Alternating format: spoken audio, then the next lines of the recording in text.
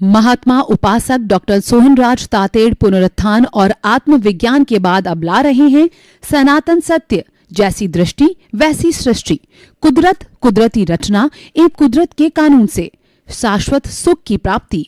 Login करें www.drsohanrajtated.com, YouTube channel doctor Sohanraj Tated, play store से download करें mobile app doctor Sohanraj Tated.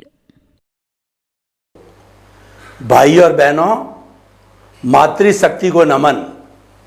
सनातन सत्य, यूनिवर्सल ट्रुथ, सार्वभौम सत्य, हम आपको इस कार्यक्रम के अंतर्गत इस ब्रह्मांड की अल्टीमेट रियलिटी बताना चाहते हैं, आपको शाश्वत सत्य बताना चाहते हैं, यूनिवर्सल ट्रुथ देना चाहते हैं, सार्वभौम सत्य देना चाहते हैं। आखिर ब्रह्मांड की और हमारे जीवन की अल्टीमेट रियलिटी क्या है? क्योंकि हम दुर्लभ जीवन वाले मानव हैं, हम फुली डेवलप्ड प्राणी हैं, तो हमें अच्छा लक्ष्य बनाने के लिए, मुक्ति का लक्ष्य बनाने के लिए, आनंद प्राप्ति का लक्ष्य बनाने के लिए हमें अल्टीमेट रियलिटी को, सनातन सत्य को जानना बहुत जरूरी है। और सनातन सत्य भूत भविष्य वर्तमान कभी भी नहीं बदलता, सब एक समान रहता है, इसीलिए ये विज्ञान कहा जाता है। उस सनातन सत्य को देने के लिए हम आपको प्रतिदिन नए नए एपिसोड, नए नए विषयों पर चर्चा करते हैं। तो आज का हमारा बहुत सुंदर विषय है प्रतिक्रमण, दोषों को धोना।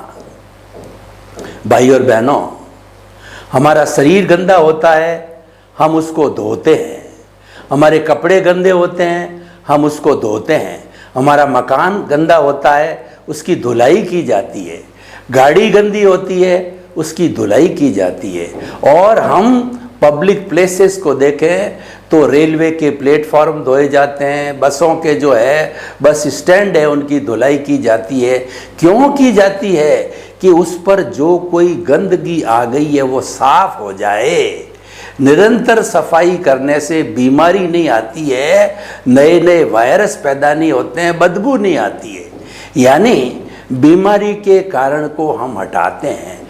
ठीक उसी तरह से हमारे भीतरी जगत में भी हम जन्म जन्मांतर से सनातन सत्य जन्म जन्मांतर का लेखा जोखा साथ लेके चलता है।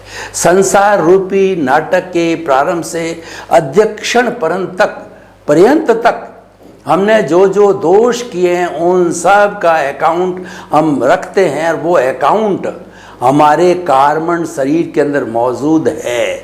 जब से आत्मा के साथ में कार्बन शरीर ये जड़ जुड़ा है, तब से पूरा लेखा जोखा उसके अंदर जो है अचेतन मन के अंदर प्रिंट किया हुआ है।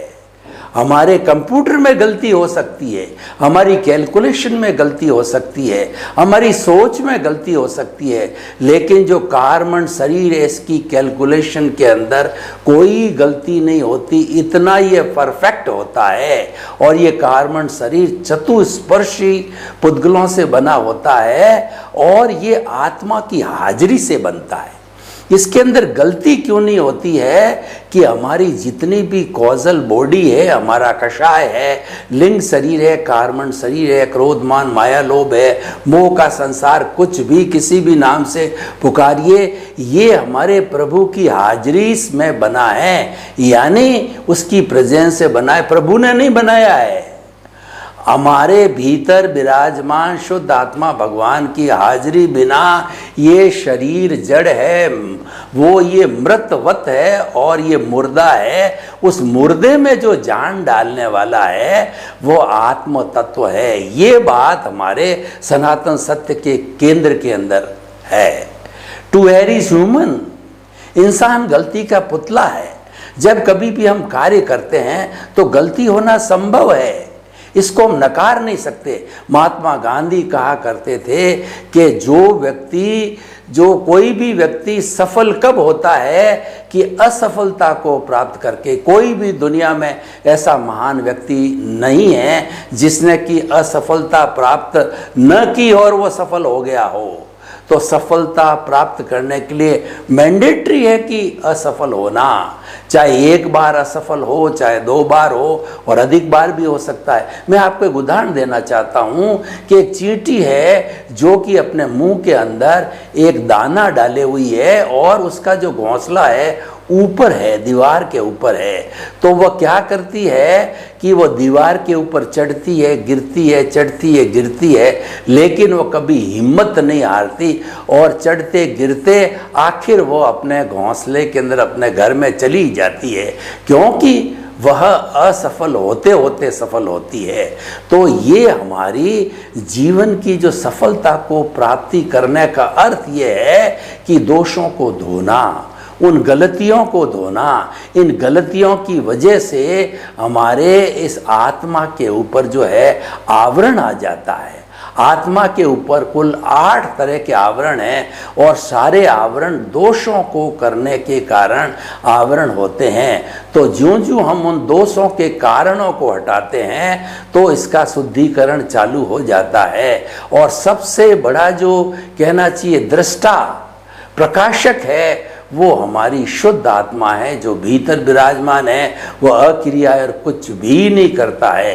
वो जीवन की समस्त क्रियाओं को गति देने वाला, शक्ति देने वाला वह दृष्टा, वह स्व पर प्रकाशक शुद्ध आत्मा है। वो हमारे सनातन सत्य के सेंटर में है और उसी को सेंटर में रख करके हम बात करते हैं। इसीलिए घूम फिर करके वह अवश्य आता है, क्योंकि देखिए कि एक सेंटर से एक परिधि खींची जा सकती है। तो हम जब सेंटर के अंदर रहते हैं या परिधि के ऊपर घूमते हैं तो हमको सेंटर में अवश्य जाना पड़ता है। तो अब देखिए कि हमने जन्म जन्मांतर के अंदर बहुत से जीवित प्राणियों के साथ एकेंद्रिय से पंचेंद्रिय तक के बीच में व्यवहार किया। तो व्यवहार करने से हमने किसी को दुख दे दिया, तकलीफ दे दी, और जो है हमने किसी को प्रताड़ना दी, कुचल दिया, मार दिया, और किसी न किसी तरीके से मन से, वचन से, काया से, करने से, करवाने से, अनुमोदने से उस प्राणी को हमने कष्ट दिया। तो जो ही हमने कष्ट दिया, जो ही हमने किसी को दोष दिया, हमारे कॉजेज पड़ गए। वो कॉजेज गंदगी है और हम गंदे हो गए। अब ये अतिक्रमण कहलाता है। किसी भी व्यक्ति को किसी प्रकार का कष्ट देना वो अतिक्रमण कहलाता है, क्योंकि किसी दूसरे को कष्ट देना वो हमारे सीमा क्षेत्र में नहीं है। हम उसके अधिकारी नहीं हैं, हम उसको करने के लिए अधिकृत नहीं है, क्योंकि वह भी अपने कर्मों के अधीन जीता है, हम भी अपने कर्मों के अधीन जीते हैं। और 84 लाख जीवा योनि के बर्थ प्लेसेस की जो सारी आत्माएं, जो लिविंग बीइंग्स है, वो सभी अपने अपने कर्मों के अधीन जीते हैं। तो हम उसमें कोई भी दखल करते हैं, कोई इंटरफेरेंस करते हैं, कोई भी उसको तकलीफ पहुंचाते हैं तो हम दोषित हो जाते हैं। वह सारा अतिक्रमण कहलाता है।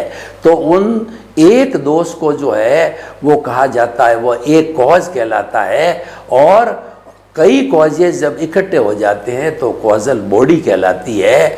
वह जो है कार्बन शरीर कहलाता है, वो राग द्वेष कहलाता है, वह कषाय कहलाता है और वो मोह का संसार कहलाता है। तो जो हमने अतिक्रमण किया उसको धोने का तरीका क्या है? देखिए, जब कपड़े पे मैल आ जाता है तो उसको धोने के लिए हम साबुन यूज़ करते हैं, और भी अतिरिक्त उसको सफाई करनी है तो आजकल बहुत सी तरह के डिटर्जेंट पाउडर आ गए, उनका उपयोग किया जाता है। साधारण साबुन है वो साधारण साधना है, और डिटर्जेंट पाउडर है, वह डिटर्जेंट जो साबुन है वह बहुत बड़ी साधना है, उससे जल्दी धुलता है। तो ठीक उसी तरीके से हम छोटी छोटी साधना करते हैं तो हमारे वो दोष धीरे धीरे शुद्ध होते हैं, वो कार्बन शरीर से जड़ते हैं। कार्बन शरीर का स्ट्रक्चर कैसा है मैं आपको बताना चाहता हूँ कि आपने कभी देखा होगा कि ये जो मधुमक्खियाँ हैं, ये जो छत्ता बनाती है तो छत्ता बनने के पूर्व आपने देखा होगा झिल्ली झिल्ली झिल्ली टाइप होती है, जैसे कि पीपल के पत्ते की झिल्ली कैसी होती है जिसपे ग्रीन जो है आवरण नहीं आया होता, उस झिल्ली को देखेंगे बहुत छोटे छोटे छोटे छोटे छिद्र टाइप होते हैं, छोटे छोटे उसके परमाणु टाइप होते हैं। तो वो हमारी सब आत्मा के चेतनामय परमाणु, वो दिखाई नहीं देते, अशरीरी में रूपक रूप में बताता हूँ। उसके एक एक परमाणु के ऊपर जैसे रेत जब उड़ती है, मान लीजिए कपड़ा जो है वो हमने जो अपने घी में या तेल में डुबा करके, और जब आंधी चल रही है तो उसको फैला के डाल दिया, तो रेत के कण, असंख्य रेत के कण उसके ऊपर आ जाते हैं और कई दिन पड़ा रहता है तो कपड़ा काला हो जाता है। वह असंख्य जो है वो परमाणुओं से काला हो जाता है। ठीक उसी तरीके से हमारी जो शुद्ध आत्मा स्वरूप के जो उसके चैतन्यमय परमाणु हैं, उसके ऊपर एक एक के ऊपर कई तरह के जो है वो हमारे दोष के परमाणु इकट्ठे हो जाते हैं, कॉजल बॉडी इकट्ठी हो जाती है, और वह जो कहलाती है वह सारा जो है कालाणु कहलाते हैं। और वो समय के अनुसार जुड़ते हैं, समय के अनुसार इकट्ठे होते हैं, समय के अनुसार झड़ते हैं। उसको हम प्रकृति स्थिति प्रदेश अनुभाग कहते हैं। जब कभी भी वो कर्म आत्मा के साथ जुड़ता है तो इन 4 नियमों के अनुसार जुड़ता है। ये अपने आप में एक अलग विषय है, उसकी चर्चा हम अभी नहीं करेंगे। तो सारे दोष है वो इकट्ठे हो गए, उन दोषों का जो है वो प्रतिक्रमण करना आज का हमारा विषय है कि दोषों का प्रतिक्रमण क्या कहलाता है। उन दोषों को धोना, और प्रतिक्रमण है वो एक तो बाह्य प्रतिक्रमण होता है और एक आंतरिक प्रतिक्रमण होता है। बाह्य प्रतिक्रमण ये है कि हमारे साथ में किसी व्यक्ति से चलते चलते टक्कर हो गई, अंधेरे में हमको दिखाई नहीं दिया, उस व्यक्ति की हमने ठोकर मार दी, और हम जो है स्कूटर या मोटरसाइकिल चला रहे हैं और व्यक्ति पास में से जा रहा है, वो हमारे से टच हो गया। तो ये तो हमारा प्रत्यक्ष रूप से कहना चाहिए कि अतिक्रमण हुआ। ये तो हमने प्रत्यक्ष रूप से गलती करी है, लेकिन जो है वो अप्रत्यक्ष रूप से भी बहुत सी गलतियां होती है। तो अप्रत्यक्ष जब गलती हो जाती है तो हमने उसी क्षण कह दिया सॉरी भाई साहब गलती हो गई, मुझे क्षमा करें, तो वो आपका दोष शुद्ध हो गया।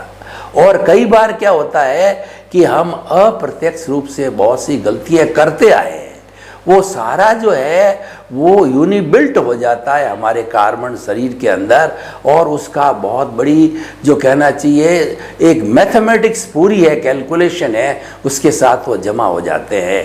तो जमा अपने हिसाब से होते हैं, लेकिन हमारे पास जो डिटर्जेंट पाउडर है वह सबसे फास्ट डिटर्जेंट पाउडर है, वह है प्रतिक्रमण। भगवान महावीर ने जो है वो इसके शुद्धिकरण के लिए जो 12 तरह के धर्म दिए, 12 तरह की निर्जरा दी, 12 तरह के तप दिए, 12 तरह के डिटर्जेंट पाउडर दिए, जो 6 तो है बाह्य और 6 है भीतर, यानी वो हमको दिखाई देते हैं। बाहर हमारी धार्मिक क्रिया यानी हमारा शुद्धिकरण है वह दिखाई देता है, वो है अनशन, उनोदरी, भिक्षाचरी, रस परित्याग, काय कलेश और प्रतिसल्लीनता। ये सब इनके मैं विवेचन में नहीं जाऊंगा। ये सब जो है 6 तरह, और इसका वर्गीकरण करें तो अनेक अनेक प्रकार के जो है ये बाह्य तप या बाह्य निर्जरा या बाह्य शुद्धिकरण के जो है हमारे कहना चाहिए मार्ग है, वो हम उपयोग के अंदर लाते हैं। और भीतरी जो मार्ग होते हैं वो है 6 तरह के हैं, प्रायश्चित, विनय, वैयाव्रत, स्वाध्याय, ध्यान और व्युत्सर्ग।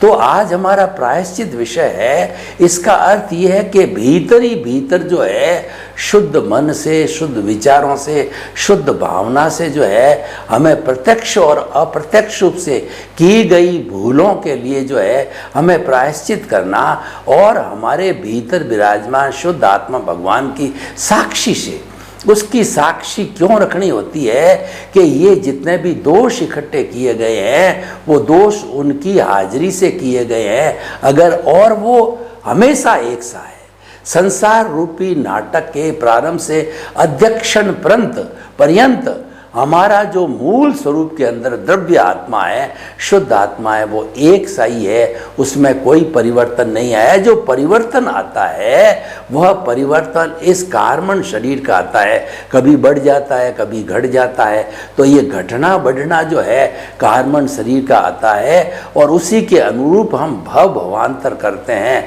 लेकिन हर भव के अंदर जो हमारा प्रभु है वो सदा एक सा रहता प्रभु है। तो ये शरीर दूसरे योनि में जाकर के शरीर धारण करता नहीं तो नहीं करता है। तो उस जो है प्रतिक्रमण करने से हमारे दोष धुलते हैं।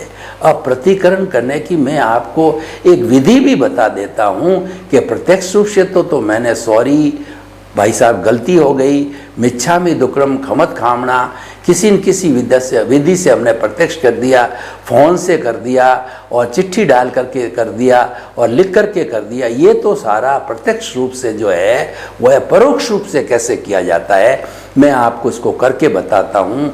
आँखें कोमलता से बंद, रीढ़ की हड्डी एंटीना की तरह सीधी और ध्यान मुद्रा में बैठ जाइए। एक बार अपने चित्त को पूरे शरीर में घुमाइए, कायोत्सर्ग कीजिए, सजेशन दीजिए कि शरीर की एक एक कोशिका शिथिल हो जाए, शिथिल हो जाए। अनुभव कीजिए शरीर की 60 खरब कोशिकाएं शिथिल हो रही है, हो रही है। अनुभव कीजिए समस्त कोशिकाएं शिथिल हो गई। मेरा शरीर अपने स्थान से 1 फुट ऊपर उठ रहा है, इतना हल्का हो गया है। अपने सांस को दोनों नथुनों के बीच में स्थिर कीजिए, चित्त को आते जाते सांस को देखिए। सांस लंबा, गहरा, समतल, सांस आ रहा है, जा रहा है। सांस शिथिल, शरीर शिथिल। अब आप अप्रत्यक्ष रूप से प्रतिक्रमण कीजिए। जैसे हम श्राद्ध में अपने पितरों को बुलाते हैं कि मेरे समस्त पितर आप आइए, श्राद्ध चल रहा है, मैं सबके लिए भोजन लेके आया हूँ, मेरा भोजन स्वीकार करो। श्राद्ध के दिनों में पितरों का पूजन किया जाता है, पितरों को जिमाया जाता है। तो पितर जब वो भोजन स्वीकार कर लेते हैं तो उनका श्राद्ध हो जाता है, उनका तर्पण हो जाता है, उनको मुक्ति मिलती है। ठीक उसी तरह से आपके संसार रूपी नाटक से अध्यक्षण पर्यंत जिन जिन प्राणियों से आपका जो भी व्यवहार हुआ है उन अव्याबाद आत्माओं को अप्रत्यक्ष रूप से सबको निवेदन कीजिए कि आप अव्याबाद हैं, आप करुणाशील है, आप किसी को कष्ट नहीं देने वाले हैं और आप संपूर्ण ज्ञानी हैं। तो आप सभी आत्माएं आइए और जो है मुझे क्षमा कीजिए, क्षमा कीजिए। मैं आप समस्त आत्माओं को जो आ चुकी है उन सब को तहे दिल से क्षमा करता हूँ। मेरी तरफ से आप सभी का अकाउंट क्लियर है, आप भी मेरा अकाउंट क्लियर कीजिए और आप भी जो है मेरे को एनओसी दीजिए। एक भी आत्मा की एनओसी बाकी रह गई तो मैं मुक्ति को नहीं जा सकता। मुझे मुक्ति जाना है, मुझे शीघ्र मुक्त होना है, मुझे शीघ्र मोक्ष जाना है। मेरे जीवन का लक्ष्य मोक्ष बन गया है, तो मुझे क्षमा करो, क्षमा करो। मैं ज्ञानी हूँ, मैं पापी हूँ और मैंने क्रोध के वशीभूत होकर के, कषाय के वशीभूत होकर के, राग द्वेष के वशीभूत होकर के, अज्ञान के वशीभूत होकर के आपको कष्ट दिया। क्षमा करो, क्षमा करो, एनओसी दो। इस तरीके से समस्त आत्माओं ने आपको माफ़ किया। अब आप धीरे धीरे अपने श्वास को थोड़ा भारी करते हुए पुनः उसी रास्ते से पूर्व अवस्था में आइए आंखें खोलिए, देखिए शरीर भारी हो गया है और परमात्मा की कृपा से आपने क्षम से क्षमा याचना की, परमात्मा ने आपको आशीर्वाद दिया और वह आशीर्वाद आपकी हथेलियों पर आ गया है। उस परमात्मा के आशीर्वाद को आप अपने सिर पर 3 बार जो है धारण करके और उस आशीर्वाद को लीजिए, उस शक्ति को लीजिए। इस प्रकार हम उन दोषों को धोते हैं, हम उन दोषों को प्रतिक्रमण करते हैं। मैंने जो ये कराया है ये तो शब्दों के माध्यम से आपको समझाने के लिए कराया है, आप मानसिक रूप से भी कर सकते हो। यानी अव्ययबाद आत्माओं में टेलीपैथी होती है, एक दूसरे से हम संपर्क कर सकते हैं, क्योंकि वहाँ पर कोई साधनों की जरूरत नहीं होती है, वहाँ पर प्रत्यक्ष रूप से होता है। परोक्ष रूप के साधन हमारी इंद्रियां हैं, मन है, बुद्धि है, उनकी कोई आवश्यकता नहीं होती है।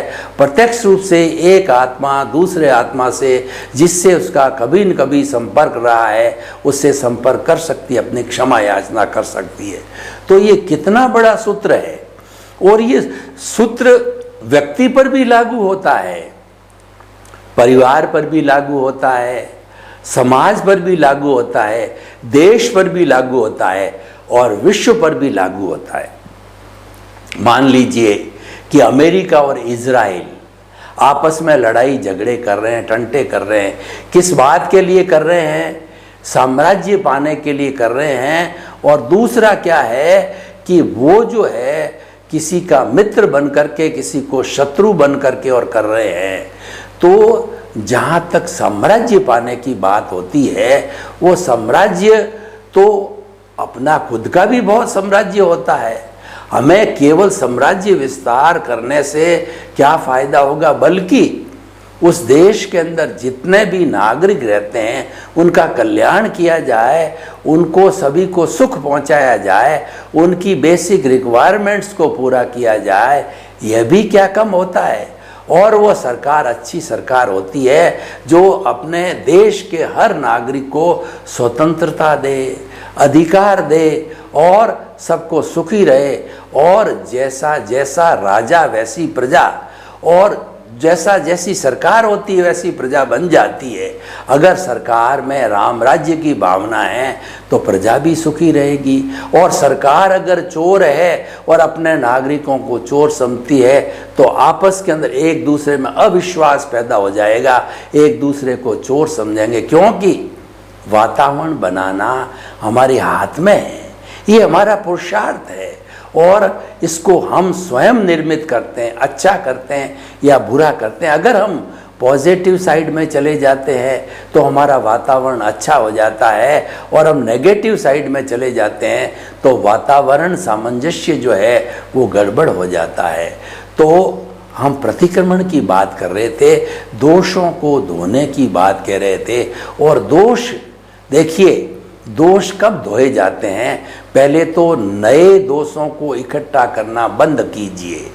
नए दोष कब इकट्ठे होते हैं कि हम आश्रव करते हैं, हम पाप के आने का दरवाजा खुला रखते हैं। जब पापकारी प्रवृत्तियों का दरवाजा आश्रव, तो वो जो है 5 साधनों के माध्यम से जो है वो पाप की प्रवृत्तियां हमारे भीतर, जैसे कि एक टंकी में नाला होता है उसके अंदर वो प्रवेश कर जाते हैं। तो वो 5 कारण है, मिथ्यात्व, अविरति, प्रमाद, कषाय और योग। इसके मैं जो है वो डिस्कशन में नहीं जाना चाहता। इन कारणों से हम आश्रव करते हैं और आश्रव से जो है पापकारी प्रवृत्ति जो है इकट्ठी होती। इस आश्रव को बंद कर दीजिए, और जो ही हमने इस आश्रव को, इस नाले को बंद कर दिया तो वो संवर हो गया, हमने त्याग कर दिया, हमने संकल्प ले लिया कि मैं जो है अब किसी दूसरे के साथ में बुरा व्यवहार नहीं करूँगा, किसी दूसरे को दुख न दूंगा। प्राणी मात्र को दुख देना न देने का संकल्प करना है, ये प्रत्याख्यान कहलाता है और ये संवर कहलाता है। संवर एक त्याग का भी होता है, मन वचन काया से जुड़ी हुई बहुत सी वस्तुओं का त्याग किया जाता है, वह भी एक संवर है। लेकिन उच्च कोटि का संवर वो है कि प्राणी मात्र को दुख न देना सबसे बड़ा संवर है। तो हमने जब संवर कर दिया तो हमारे दोषों को एंट्री देना बंद कर दिया। अब हमारे भीतर जितने जे भी दोष है उनका शुद्धिकरण है, हमने प्रतिक्रमण करने के कर दिया। जैन विधि में 48 मिनट का प्रतिक्रमण होता है, उसके अंदर एक एक प्रकार का जो जीवन है, एक एक प्रकार के जो जीव है, एकेंद्रिय से पंचेंद्रिय तक, नरगति, तिरेंज गति, मनुष्य गति, देव गति, उनको जिस जिस तरीके से भी कष्ट दिया जाता है उन सब तरीकों का जो है खुलासा करके, जैसे कि मार करके, पीट करके और जो है दबा करके और जो है उसके बाद के अंदर वो बुरा बर्ताव करके, उन सभी विधियों से जो है हम हर प्राणी से क्षमा याचना करते हैं कि हमारे से कोई इस विधि से कोई गलती होगी तो क्षमा करो, क्षमा करो। और जो साधु है 5 महाव्रतधारी, उसके लिए तो कंपल्सरी है कि सूर्योदय से पहले और सूर्योदय के बाद के अंदर प्रतिक्रमण 48 मिनट का करना मैंडेटरी है, कंपल्सरी है। और श्रावक के लिए वह जो हर क्षण जब भी वो दोष करे वह प्रतिक्रमण कर सकता है, खाते पीते, उठते बैठते, सोते, और जब वो सामायिक करता है उसके साथ में प्रतिक्रमण हो सकता है शाम के समय, सवेरे के समय में। तो इस तरीके से अपने दोषों को धोना है, ये सबसे बड़ा प्रतिक्रमण है और ये किया जाना चाहिए। इससे बढ़कर के कोई शुद्धि नहीं है। तो हम निष्कर्ष की भाषा में ये कह सकते हैं कि मनुष्य गलती का पुतला है, गलती करता रहता है और जन्म जन्मांतर से गलती करता आया है। इस गलती के कारण, इस अतिक्रमण के कारण बहुत से दोष इकट्ठे हो गए हैं और जब तक हम इन समस्त दोषों को धो करके सफाई नहीं करेंगे तब तक हमारी आत्मा सिद्ध, बुद्ध और मुक्त नहीं होगी। तो हम आपसे इस एपिसोड के माध्यम से ये परामर्श देना चाहते हैं कि अतिक्रमण जो है का प्रतिक्रमण करना एक अति उत्तम जो है दोषों को धोने का साधन है, वो एक साबुन है। सर्वे भवन्तु सुखिनः, सर्वे सन्तु निरामया। जगत के सभी जीवों को सुख मिले, शांति मिले, आनंद मिले, मुक्ति मिले। आप सभी के प्रति मंगल भावना, शुभकामना।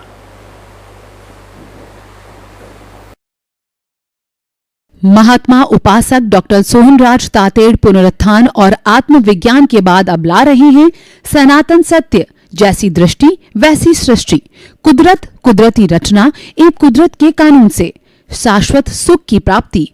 लॉग इन करें www.drsohanrajtated.com। YouTube channel doctor Sohanraj Tated, play store से डाउनलोड करें mobile app doctor Sohanraj Tated.